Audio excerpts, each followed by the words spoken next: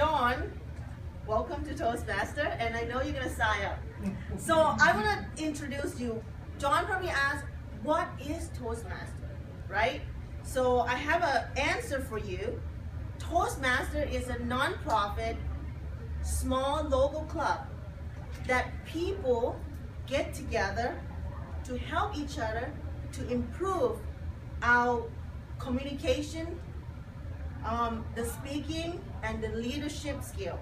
So Toastmasters start long time ago, since 1924, and it started with 4 American men, and they get together and lead by Dr. Louis Smalley. So they started in California at the basement at YMCA club in California, and since then it's nationwide. I think it's all around the world. I think it's in China, India. Last time we have international meeting at Malaysia, right? So yeah, Phil was there, and I wish I was there, right? I originally from Thailand, and it's amazing. It's everywhere.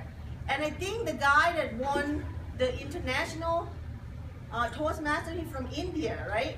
Close, Sri Lanka. Sri Lanka, yes. And I watched him speak. He is an amazing speaker. So when I see something like that, I'm like, wow, I hope one day I get there. So that's a dream of mine, that one day I want to be a really good public speaker. And here I am. That's why I stick with Toastmasters. I know, because sometimes my life is so busy and hectic, I don't want to show up. And I know you all have that. We have other things to be, and we have other important things, family, work. However, I always show up, and after I show up, I always learn something. And I always feel better after I come to Toastmaster. So I know that there's a lot of people here. So this table topic, I'm going to ask you the question where I'm not like usually with our club we're gonna call name and then ask question. This one I would like volunteer, because I know we all are Toastmaster, right? So we're gonna give me a good answer. I know that.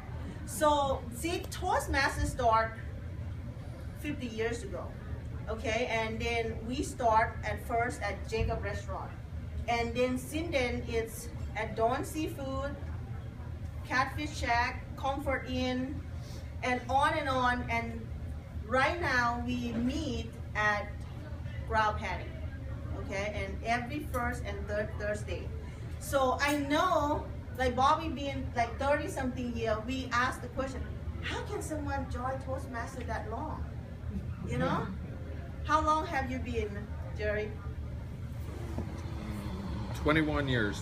21 years. Gosh, that's long. It's just twice as long as you've been in. I know. Think about that. So now my first question, please volunteer. This question is, what Toastmaster have done for you? That's why you stick with it. Okay, Dr. Brett.